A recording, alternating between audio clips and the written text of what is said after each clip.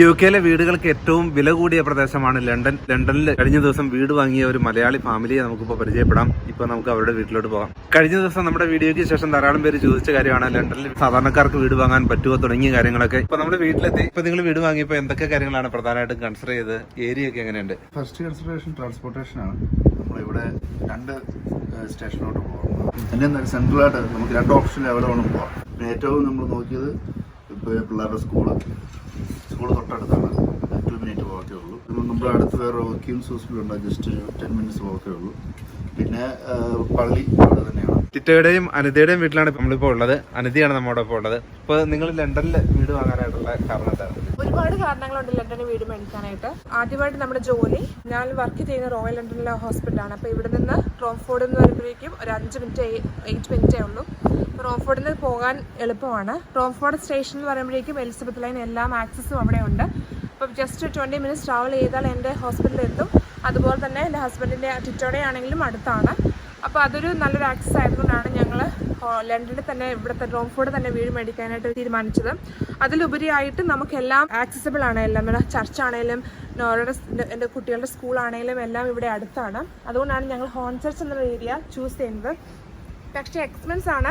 അതിലും ഉപരിയായിട്ട് friend circle ഇവിടെ അടുത്തുണ്ട്. പിന്നെ നമ്മുടെ എല്ലാം ആക്സസിബിൾ ആണ് ഇവിടെ. അതുകൊണ്ടാണ് ഞങ്ങൾ ഹോൺചർച്ച് തന്നെ ചൂസ് ചെയ്തത്. പലരും ലണ്ടനിൽ വലിയ എക്സ്പെൻസീവ് വീട് വാങ്ങാൻ പറ്റില്ല എന്നൊക്കെ പറയുന്നവരാണ് ധാരാളം പേര്. അപ്പോൾ നിങ്ങൾക്ക് ലണ്ടനിൽ വീട് വാങ്ങാനായിട്ട് ഇപ്പോൾ ഇതിന് എന്ത് ചിലവായി? ഇപ്പോൾ വീട് വാങ്ങിയതിന് എത്രയായി? ശരിയാണ്, എക്സ്പെൻസ് ആണ് ലണ്ടനിൽ വീട് മേടിക്കാനായിട്ട്. ഇതിന്റെ പകുതി കൊടുത്താൽ നമ്മൾ നോട്ടിംഗ്ഹാം അങ്ങനെയുള്ള സ്ഥലങ്ങളിലേക്ക് നമുക്ക് കിട്ടും, വീട് കിട്ടും. പക്ഷേ ഡിപ്പെൻഡ് അപ്പോൺ അപ്പോൾ നമ്മുടെ പേഴ്സണൽ ഒപ്പീനിയൻ ആണ് ഇവിടെ വീട് മേടിക്കണം എന്നുള്ളൊരു കാര്യം. എത്ര ബെഡ്റൂമുള്ള വീടാണ്?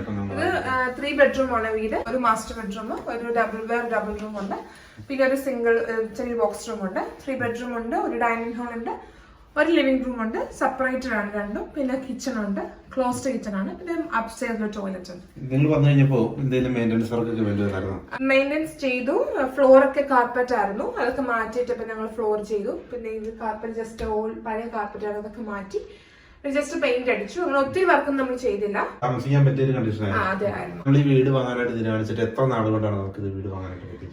നമുക്കിപ്പം കറക്റ്റ് ആയിട്ട് നമ്മുടെ ഡിപ്പോസിറ്റ് നമ്മുടെ കയ്യിലുണ്ട്, 10% നമ്മുടെ ഉണ്ടെങ്കിൽ ഒരു 2 to 3 മന്തിനുള്ളിൽ നമുക്ക് കിട്ടും. നമുക്ക് നല്ലൊരു മോർഗേജ് അഡ്വൈസ്, നമുക്ക് അഡ്വൈസ് ചെയ്യാൻ നല്ലൊരു ആളുണ്ടെങ്കിൽ നമുക്ക് 2 to 3 മന്തോട് ഉറപ്പായിട്ട് നമുക്ക് നമ്മുടെ കയ്യിൽ കിട്ടും. എന്തൊക്കെ ഡോക്യുമെന്റ് പ്രധാനമായിട്ടും വേണ്ട ആദ്യമായിട്ട് വീട് വാങ്ങുമ്പോൾ? 6 മന്ത് പേ സ്ലിപ്പ്, 6 മന്ത് ബാങ്ക് സ്റ്റേറ്റ്മെന്റ്, പിന്നെ നമ്മുടെ ഡെപ്പോസിറ്റ് ചെയ്യുന്നത് എങ്ങനെയാണ് നമ്മൾ ഡെപ്പോസിറ്റ് ചെയ്യുന്നത്, നമ്മുടെ ഓൺ മണിയാണോ, അത് നമ്മൾ ആരുടെയെങ്കിലും മേടിച്ചതാണോ, സിബ്ലിംഗ്സിൽ നിന്ന് മേടിച്ചില്ലെങ്കിൽ നമുക്ക് കുഴപ്പമില്ല.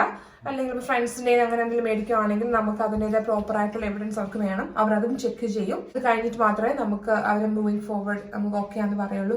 കൈ കിട്ടുമ്പോഴേ നമുക്ക് ആ വീട് നമ്മുടെ സ്വന്തമാണെന്ന് പറയാൻ പറ്റുള്ളൂ. 2 to 3 മന്ത് എടുത്തുള്ളൂ നമുക്ക് പ്രോസസ്സ്. നമ്മൾ ഓക്കെ പറഞ്ഞിട്ട് നമ്മൾക്ക് ഒരു ഏപ്രിൽ നമ്മുടെ കയ്യിൽ കിട്ടി. യുകെയിലെ വീടുകൾക്ക് ഇതുപോലെ കയറി വരുന്നിടത്ത് ചെറിയൊരു കോറിഡോർ പോലെ ഉണ്ടാവും. നമ്മൾ വരുമ്പോൾ ചെരുപ്പൊക്കെ ഇടുന്നതിന് വേണ്ടിയിട്ടുള്ള സ്ഥലമാണിത്. ഇനിയിപ്പോൾ ഇത് മെയിൻ ഡോറാണ്. ഇനി നമുക്ക് രണ്ടാമത്തെ ഡോർ തുറക്കുമ്പോഴാണ് വീടിന് ഉള്ളിലോട്ട് കയറുന്നത്. അപ്പോൾ നമ്മൾ വീട് തുറന്ന് ഉള്ളിലോട്ട് വരുമ്പോൾ ഇതേപോലെ മുകളിലോട്ടുള്ള സ്റ്റെപ്പാണ് ഇവിടെ ഉള്ളത്. മിക്ക വീടുകളുടെയും സ്ട്രക്ചർ ഏകദേശം സെയിം ആണ് ലണ്ടനിൽ. ഇപ്പൊ കയറി വരുമ്പോൾ അത് കിച്ചണിലോട്ടുള്ള വഴി. ഇവിടെ ലോഞ്ച് ഈ സൈഡിലാണ്. ഭിത്തിയാണെങ്കിൽ വാൾപേപ്പർ ആണ് ഉപയോഗിച്ചിരിക്കുന്നത്. ആ വാൾപേപ്പറിന്റെ മുകളിൽ അവർ പെയിന്റ് ചെയ്തതാണ് പുതുതായിട്ട്. എങ്കിലും ആ വാൾപേപ്പറിന്റെ ഡിസൈൻ ഒക്കെ നമുക്ക് കാണാവുന്ന രീതിയിൽ തന്നെ പുഴു തെളിഞ്ഞു നിൽപ്പുണ്ട്. ഇപ്പൊ നമുക്ക് വേണമെങ്കിൽ ഇതുപോലെ വാൾപേപ്പറിന് മേലെ നമുക്ക് പെയിന്റ് ചെയ്യാനും പറ്റും. അതല്ലെങ്കിൽ വാൾപേപ്പർ റിമൂവ് ചെയ്ത് നമുക്ക് നോർമൽ പെയിന്റ് അടിക്കാനും പറ്റും. ചില വീടുകൾക്ക് ഒരു ലോഞ്ചാണുള്ളതെങ്കിൽ ഇവിടെ 2 ലോഞ്ചാണുള്ളത്. 2 ചെറിയ ലോഞ്ചുകളായിട്ട് ഇതിനെ തിരിച്ചിരിക്കുകയാണ് പ്രധാന ലോഞ്ച്. ഇപ്പൊ കയറി വരുമ്പോൾ തന്നെയുള്ള ആദ്യത്തെ ലോഞ്ചാണിത്. ഇനി രണ്ടാമത്തെ ലോഞ്ച് ഉണ്ട്. അതിന്റെ ഒരു സൈഡിലാണ് കിച്ചൺ ഉള്ളത്. ഒരു സൈഡിൽ കിച്ചൺ, മറ്റൊരു സൈഡിൽ മറ്റൊരു ലോഞ്ച്. ഇവിടെ നമുക്ക് ഗാർഡന്റെ ബ്യൂട്ടി ഒക്കെ ആസ്വദിക്കാൻ വേണ്ടിയിട്ട് ആ ഒരു രീതിയിലാണ് ഈ ഒരു ലോഞ്ച് ഇവിടെ ഒരുക്കിയിരിക്കുന്നത്. ഗാർഡൻ വ്യൂ കിട്ടുന്ന രീതിയിൽ ഇവിടെ നിന്ന് കഴിഞ്ഞാൽ വളരെ വിശാലമായ ഗാർഡൻ ആണ്. അപ്പൊ ഫുഡ് കഴിക്കുന്നതിന് വേണ്ടി ഒരു സൈഡിൽ കിച്ചണും കിച്ചണോട് ചേർന്ന് തന്നെയുള്ള ഒരു ഡൈനിങ് ഹാൾ എന്ന് വേണമെങ്കിൽ നമുക്ക് ഇവിടെ പറയാം.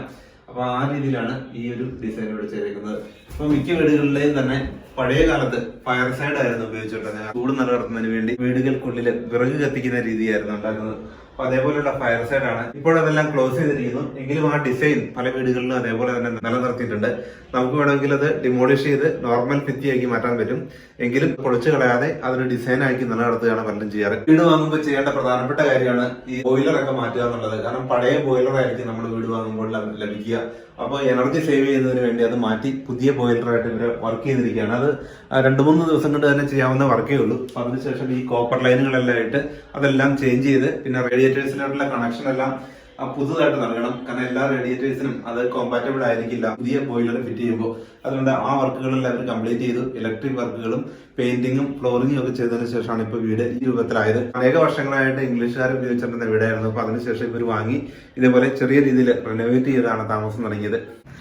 പിന്നെ എല്ലാവർക്കും അവനവന്റെ വീട് ഒരു ഡ്രീം ഹൗസ് ആണല്ലോ. നമ്മുടെ വീടെന്ന് പറയുന്നത് നമ്മുടെ സ്വപ്ന തുല്യമായ ഒരു സ്ഥലമാണല്ലോ. അപ്പം അത് ഔട്ടർ ലണ്ടനിൽ പോവാണെങ്കിൽ നമ്മൾ പേഴ്സണലി ഞാൻ ഫീൽ ചെയ്തതെന്ന് വെച്ചാൽ നമ്മൾ ഇച്ചിരൂടെ ഒന്ന് ഇപ്പൊ പുതുതായിട്ട് വരുന്നവർക്കാണെങ്കിൽ നമുക്ക് ഈസി ആയിട്ട് ഫ്രണ്ട് സർക്കിളൊക്കെ കിട്ടും. പിന്നെ അതിലുപരിയായിട്ട് ഇവിടെ ഞങ്ങളുടെ ഈ വീടിന് 4:30 ആയി. ഞങ്ങൾ ഒത്തിരി വീടുകൾ കണ്ടു. പക്ഷെ നമുക്ക് ഇഷ്ടമായ രീതിയിലൊരു വീടെന്ന് പറയുമ്പോഴേക്കും ഇതായിരുന്നു ഞങ്ങൾക്ക് തോന്നിയത്.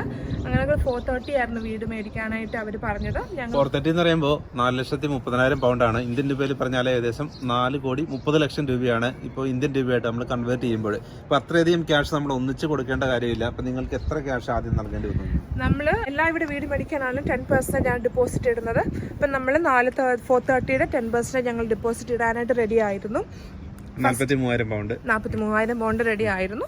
അത് കഴിഞ്ഞിട്ട് ഞങ്ങൾ ഇത് വീട് ഇഷ്ടപ്പെട്ട് കഴിഞ്ഞപ്പോഴേക്കും ഏജൻസിയോട് പറഞ്ഞു ഓക്കെ ഞങ്ങൾ ഹാപ്പി ടു മൂവിങ് ഫോർവേഡ് എന്ന് പറഞ്ഞു. അത് കഴിഞ്ഞിട്ട് ഞങ്ങൾ പിന്നെ ഓക്കെ അവരും എഗ്രി ചെയ്തു. അവർ കുറേ ചെക്ക് ലിസ്റ്റ് ഒക്കെ ഉണ്ട്. അവരതെല്ലാം നോക്കി കഴിഞ്ഞപ്പോഴേക്കും ഞങ്ങൾ എലിജിബിൾ ആണെന്ന് പറഞ്ഞു. ബിക്കോസ് ഞങ്ങൾ രണ്ടുപേരും നഴ്സുമാരായിരുന്നു. അതുകൊണ്ട് ഞങ്ങളുടെ ഇൻകം ഓക്കെ ആയിരുന്നു. അവർ ഹാപ്പി ആയിരുന്നു മൂവ് ഓൺ ചെയ്യാനായിട്ട്. പലപ്പോഴും വീട് വാങ്ങുമ്പോൾ ശ്രദ്ധിക്കേണ്ട ഒരു കാര്യമാണ്, എല്ലാ കണ്ടീഷനോടും കൂടിയ വീടുകൾ വാങ്ങുമ്പോൾ വില കൂടുതലായിരിക്കും പൊതുവെ. എന്നാൽ ചെറിയ മെയിൻ്റനൻസ് വർക്കൊക്കെയുള്ള വീട് വാങ്ങുകയാണെങ്കിൽ നമുക്ക് 10,000-15,000 പൗണ്ട് നമ്മൾ സ്പെൻഡ് ചെയ്യുകയാണെങ്കിൽ നമുക്ക് അത്യാവശ്യം മെയിൻ്റനൻസ് വർക്കുകളൊക്കെ ചെയ്ത് അത് പുതിയ രീതിയിലേക്ക് നമുക്ക് കൊണ്ടുവരാനും പറ്റും. വീടിന് വില കുറവുമായിരിക്കും. നല്ല ലൊക്കേഷനിൽ നമുക്ക് വീട് വാങ്ങാനും ഈ ഒരു ഓപ്ഷനാണ് എല്ലാവരും സ്വീകരിക്കുക. പുതിയ വീടുകൾ ലഭ്യമാണെങ്കിലും ബഹുഭൂരിപക്ഷവും പഴയ വീടുകൾ തന്നെയാണ്. നമുക്കത് റിനോവേറ്റ് ചെയ്ത് അത് പുതുക്കി പണിത് നമുക്ക് ഇഷ്ടമുള്ള രീതിയിലോട്ട് മാറ്റാനും പറ്റും. ഇപ്പോ വീട് വാങ്ങുമ്പോൾ മിക്കപ്പോഴും ഇതുപോലുള്ള ഹീറ്റിംഗ് സിസ്റ്റം റൂമുകളിലായിരിക്കും ഉണ്ടാവുക പഴയ വീടുകളിലേക്ക്. അത് നമ്മൾ ലോഞ്ചിലോട്ടോ അതല്ലെങ്കിൽ കിച്ചൺ സൈഡിലോട്ടോ കൊണ്ടുവരികയാണ് നല്ലത്. കാരണം ഇത് വർക്ക് ചെയ്യുന്ന സമയത്ത് ചെറിയൊരു നോയ്സ് ഉണ്ടാകും. റൂമിന്റെ ഉള്ളിൽ വെക്കുമ്പോൾ നമ്മൾ ഉറങ്ങുന്ന സമയത്ത് അത് ഡിസ്റ്റർബ് ആകാതിരിക്കുന്നതിന് വേണ്ടിയാണ് അവിടെ നിന്ന് മാറ്റി ഇപ്പോൾ എല്ലാവരും ലോഞ്ചിലോ കിച്ചണിലോ ബോയിലർ ഫിറ്റ് ചെയ്യുന്നത്. സെൻട്രലൈസ്ഡ് ഹീറ്റിംഗ് സിസ്റ്റം ആണ് എല്ലാ വീടുകളിലും ഉപയോഗിക്കുക. നമുക്ക് ഏത് ടെമ്പറേച്ചർ ആണ് വേണ്ടത് അത് സെറ്റ് ചെയ്യാം. ഇപ്പൊ ഇവിടെ 20 ഡിഗ്രിയാണ് സെറ്റ് ചെയ്തിരിക്കുന്നത്. ഇപ്പൊ പുറത്തെ താപനില ഏകദേശം 10-11 ഡിഗ്രിയാണ്. ആ സമയത്ത് വീടിന്റെ ഉള്ളിൽ 20 ഡിഗ്രി ആക്കി സെറ്റ് ചെയ്തിരിക്കുന്നു. ആ ഒരു ടെമ്പറേച്ചർ എപ്പോഴും മെയിൻറ്റെയിൻ ചെയ്യുന്ന രീതിയിലാണ് ഈ ടെമ്പറേച്ചർ കൺട്രോൾ ചെയ്യുന്നത്. പഴയ കാലത്തെ വീടുകളിലൊക്കെ ഇതുപോലെ ഒരു സിസ്റ്റം ഉണ്ടായിരുന്നു. ഡാൻസിങ് ഫ്ലോർ പോലെ ഇവിടെ എന്തെങ്കിലും പ്രോഗ്രാം ഒക്കെ നടത്തുന്നതിന് വേണ്ടി ഇതുപോലെ ഒരു ഫ്ലോർ ഉണ്ടാക്കാറുണ്ട്. അതിനുശേഷം അവിടെ പാർട്ടി ഒക്കെ നടത്തുന്നതിന് വേണ്ടിയിട്ടാണ് ഇതുപോലുള്ള ഷെഡുകളൊക്കെ അവർ നിർമ്മിച്ചിരുന്നത്. ഇപ്പൊ ഇത് ഗാർഡനിലുള്ള ഒരു വലിയ ഷെഡാണ്. സമ്മർ സമയത്തൊക്കെ നമുക്ക് ഇവിടെ ഇരിക്കാനും വലിയ രീതിയിലാണ് വളരെ ബ്യൂട്ടിഫുൾ ആയിട്ട് ഇവിടെ അറേഞ്ച് ചെയ്തിട്ടുള്ളത്. സാധാരണ വീടുകളിലെ ഷെഡ് അത്യാവശ്യം സാധനങ്ങളൊക്കെ നമുക്ക് സ്റ്റോർ ചെയ്ത് വെക്കുന്നതിനും സൂക്ഷിക്കുന്നതിനൊക്കെ വേണ്ടിയാണ് ഷെഡുകളൊക്കെ നിർമ്മിക്കാറ്. പക്ഷെ ഇപ്പൊ നമുക്ക് ഇവിടെ ഇത് വിശാലമായ ഒരു റൂമിന്റെ എല്ലാ ഫെസിലിറ്റിയോടും കൂടിയ രീതിയിലാണ് ഇവിടുത്തെ ഷെഡ് ഉള്ളത്. പല വീടുകൾക്കും ഇപ്പോൾ ഇതുപോലെയാണ് ഓഫീസ് സ്പേസ് ആയിട്ടും ഷെഡുകൾ ഉപയോഗിക്കാറുണ്ട്. പല ജോലികളും ഇപ്പോൾ വർക്ക് ഫ്രം ഹോം ആണ്. ആ സാഹചര്യത്തിൽ ഇത്തരം ഷെഡുകൾ ഓഫീസ് സ്പേസ് ആക്കി മാറ്റുകയാണ് ചെയ്യുക. നമുക്ക് ഇവിടെ നോക്കിയാൽ കാണാം വളരെ വിശാലമായിട്ട് ഗാർഡൻ ഉണ്ട്. ഇപ്പോൾ അവിടെ പുൽത്തകിടിയായിട്ടാണ് മെയിൻറ്റെയിൻ ചെയ്തേക്കുന്നത്. ഇനി നമുക്കത് മാറ്റി നമുക്ക് ഇഷ്ടമുള്ള രീതിയിൽ എല്ലാവരും കൃഷി ചെയ്യാറുണ്ട്. മലയാളികളൊക്കെ വീട് വാങ്ങി കഴിയുമ്പോഴേക്കും പച്ചക്കറിയൊക്കെ കൃഷി ചെയ്യാറുണ്ട്. ഗാർഡന്റെ ഉള്ളിൽ മറ്റൊരു ഷെഡും ഉണ്ട്. അത്യാവശ്യം സാധനങ്ങളൊക്കെ സൂക്ഷിക്കുന്നതിന് വേണ്ടിയിട്ടുള്ള ഷെഡ് പ്രത്യേകമാണ്. നമ്മുടെ നാട്ടിൽ നിന്ന് വ്യത്യസ്തമായി ഇവിടെ വീടുകളുടെ ഗാർഡൻ വീടിന് പുറകുവശത്തായിട്ടാണുള്ളത്. വീടിന് മുന്നിൽ ഡ്രൈവേ ആണ്. കാർ പാർക്ക് ചെയ്യാനുള്ള സ്ഥലമായിരിക്കും വീടിന് മുന്നിൽ. പുറകുവശത്തായിട്ട് ഇതുപോലെ വിശാലമായ ഗാർഡൻ ഉണ്ട്. എന്നാൽ ലണ്ടൻ ഏരിയയിൽ വലിയ ഗാർഡനുകളുള്ള വീടുകൾ കുറവാണ്. ഇപ്പോൾ ഇത് വളരെ വിശാലമായ ഗാർഡനാണ് ഇപ്പോൾ ഇവർ വാങ്ങിയിരിക്കുന്ന ഈ വീടിനുള്ളത്. താഴത്തെ ഫ്ലോറിലാണ് നമ്മൾ നിൽക്കുന്നത്. ഇനി മുകളിലാണ് പ്രധാനമായിട്ടും ബെഡ്റൂം ഒക്കെ ഉള്ളത്. ഇപ്പോൾ ഗ്രൗണ്ട് ഫ്ലോറിലാണെങ്കിൽ 2 ലോഞ്ചും കിച്ചണുമാണ് ഇപ്പോൾ ഇവിടെ ഉള്ളത്. പിന്നെ നമുക്ക് മുകളിലാണ് ബെഡ്റൂംസ് എല്ലാം ഉള്ളത്. നമുക്കിപ്പോ മുകളിലോട്ട് പോയി നോക്കാം. മാസ്റ്റർ ബെഡ്റൂം മറ്റേ മോറൽ സെയിം സൈസ് അല്ലേ? Same size bedroom. ഇച്ചിരി വലിപ്പം കൂടുതലാണ് മാസ്റ്റർ ബെഡ്റൂമിന്. പിന്നെ ഇവിടെ ഒരു ബാത്റൂം ആണ്. ഒരു ബാത്റൂമാണ് ഉള്ളത്. നമുക്ക് ഇത് വീടിന് ഇതിന്റെ പ്രത്യേകത എന്താണെന്ന് വെച്ചാൽ നമുക്ക് ലോഫ്റ്റ് നമുക്ക് വേണമെങ്കിൽ എക്സ്റ്റെൻഡ് ചെയ്യാം. പിന്നെ ബാക്കിലോട്ടാണെങ്കിൽ നമുക്ക് എക്സ്റ്റെൻഡ് ചെയ്യാവുന്നതാണ്. അപ്പൊ അതും നല്ലൊരു പോയിന്റ് ആണ്. നമുക്ക് 3 നിലയാക്കി മാറ്റാം. ഇപ്പൊ 2 നിലയാണുള്ളത്. അതെ, നമുക്ക് കിച്ചൺ എക്സ്റ്റെൻഡ് ചെയ്ത് നമുക്ക് കിച്ചൺ വലുതാക്കാനും പറ്റും. ഫ്യൂച്ചറിൽ നിങ്ങൾക്ക് അങ്ങനെ ഒരു പ്ലാൻ ഉണ്ടോ? അതെ, കിച്ചൺ ഇപ്പൊ ഇരിക്കുന്നിടത്ത് ഒരു ടോയ്ലറ്റും ഒരു കിച്ചണോട് എക്സ്റ്റെൻഡ് ചെയ്യാനായിട്ട് പ്ലാൻ ഉണ്ട്. അത് ഇപ്പോഴൊന്നും ഇല്ല, കുറച്ചുകൂടെ കഴിഞ്ഞിട്ടൊക്കെ ഒരു പ്ലാൻ ഉള്ളൂ. ഇത്രയും മോർഗേജ് ഇപ്പൊ ലണ്ടനിൽ എടുക്കുമ്പോൾ നമുക്കൊരു മാസം എത്ര തിരിച്ചടവ് വരും? അപ്പൊ നമ്മളിപ്പോ 10% ഇടുവാണെങ്കിൽ ഡിപ്പെൻഡ് അപ്പോൾ നമ്മുടെ ബാങ്ക് നമുക്ക് എത്രയാണോ നമുക്ക് ഇൻട്രസ്റ്റ് റേറ്റ് ചെയ്ത് തരുന്നത്. നമ്മളിപ്പോ 2 ഇയേഴ്സിന് ഫിക്സ്ഡ് ആണ് എടുത്തേക്കുന്നത്. 2000 ഉള്ളിലേ വരുള്ളൂ. 1900 ഏകദേശം 2000 പൗണ്ടിന് അടുത്താണ് മന്ത്ലി റീപേയ്മെന്റ് വരിക. പക്ഷെ നമ്മളിപ്പോൾ ലണ്ടനിലെ സംബന്ധിച്ചിടത്തോളം ഇപ്പോൾ ഒരു വീട്, ഇതുപോലെ ഒരു വീട് നമ്മൾ റെന്റിന് എടുക്കുകയാണെങ്കിൽ 2500 പൗണ്ടൊക്കെയാണ് ഈ ഏരിയയിൽ നമ്മൾ നൽകേണ്ടത്. ഇപ്പോൾ 2000 പൗണ്ടിന് നമുക്ക് മോർഗേജ് അടയ്ക്കുമ്പോൾ അത് നമ്മുടെ വീടിനുള്ള ഡെപ്പോസിറ്റ് തന്നെയാണ്. മാത്രമല്ല വീടിന്റെ വാല്യൂവും കൂടിക്കൊണ്ടിരിക്കുന്ന ഒരു സമയമാണ് എല്ലായിടത്തും. ലണ്ടനിലൊക്കെ ആണെങ്കിൽ ഏകദേശം 10 വർഷം കൊണ്ട് തന്നെ വീടിന്റെ വില ഇരട്ടിയാകുന്ന ഏരിയകളാണ് ഇതെല്ലാം. അതുകൊണ്ട് തന്നെ തീർച്ചയായിട്ടും വീട് വാങ്ങാൻ ആഗ്രഹിക്കുന്നവർക്ക് ഏറ്റവും നല്ലൊരു ഓപ്ഷൻ തന്നെയാണ് ഇപ്പോൾ വീടിന് വില കുറഞ്ഞ ഈ ഒരു സാഹചര്യത്തിൽ. ഇപ്പോൾ നമ്മൾ കയറി വരുന്ന മുകൾ നിലയിലാണ് ബാത്റൂം ഉള്ളത്. നിങ്ങൾ പ്രത്യേക മെയിൻ്റെനൻസ് ഒന്നും വേണ്ടി വന്നില്ല അല്ലേ? വർക്കിംഗ് കണ്ടീഷനിലാണ് നമുക്ക് ബാത്റൂം കിട്ടിയത്. ജസ്റ്റ് ഞങ്ങൾ വാഷ് ബേസും ടോയ്ലറ്റും മാത്രമേ മാറ്റിയുള്ളൂ, വേറെ ഒന്നും മാറ്റിയില്ല.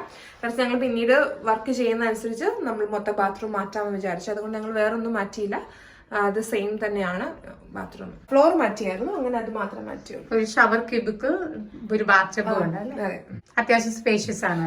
അപ്പൊ നമ്മുടെ നാട്ടിലെ ബാത്റൂമിൽ നിന്ന് വ്യത്യസ്തമായിട്ട് ഇവിടെ ഡ്രൈ ആയിട്ടുള്ള ബാത്റൂമാണ് ഉള്ളത്. ഫ്ലോറിലൊന്നും വെള്ളം ചാടാത്ത രീതിയിൽ ക്യൂബിക്കലിനുള്ളിൽ നിന്ന് കുളിക്കുന്ന രീതിയിലാണ് ഇവിടെ ബാത്റൂം ഒക്കെ അറേഞ്ച് ചെയ്തിരിക്കുന്നത്. കാരണം ഇവിടെ ഒരു തണുപ്പ് രാജ്യം ആയതുകൊണ്ട് തന്നെ എല്ലായിടത്തും ഡ്രൈ ആയിട്ട് സൂക്ഷിക്കുന്നതിനാണ് പ്രാധാന്യം നൽകുന്നത്.